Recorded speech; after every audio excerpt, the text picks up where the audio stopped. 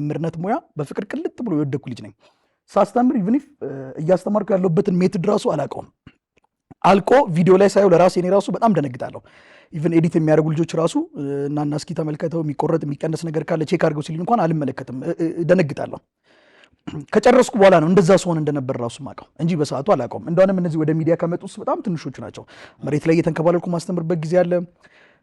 በጣም በፍጥነት እየሄደ ካለ ፒክአፕ መኪና ላይ እየዘለልኩ ያስተማርኩበት ጊዜ አለ ብዙ አሉ ላለፉት 4 ዓመታት የተደጋገሙ ነገሮች ናቸውና ከሙያው በጣም ለየት ያለ ፍቅር ነው ያለኝ በጣም ነው የምወደው ሙያው አው ዝም ብሎ በእንትን የመጣልህ ነው በቃ ከፍቅር የመጣ ነው በቃ አንድ ነገር ስትወደው የምትሆንለት ነገር ይጠፋል አይደል መሆንለት ነገር ነው የሚጠፋኝ በቃ ለማስተማር ተማሪዎች ፊት ለፊት ስቆም መሆንለትን ነገር አጣዋለሁ በቃ እንጂ የስጠና አስበበት እንደዚህ ይወጣል ወርዳለ የለም በወቅቱ ያመጣው ስሜት ነው በእርግጥ ዝግጁ ትሆናለህ መጀመሪያ ከመግባት በፊት ትዘጋጃለህ ታነባለህ ተማሪዎቹ ሊገባቸው በሚችል መልኩ ትዘጋጅላቸዋለህ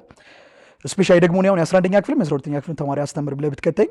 መጀመሪያ እንደ 3ኛ እንደ 4ኛ ክፍል ተማሪ አስቤ ከታች ነው ይዤው የምነሳው እና በሰዓቱ የሚመጡትን አክሽኖች መሆናቸውን ነገሮች የእጄን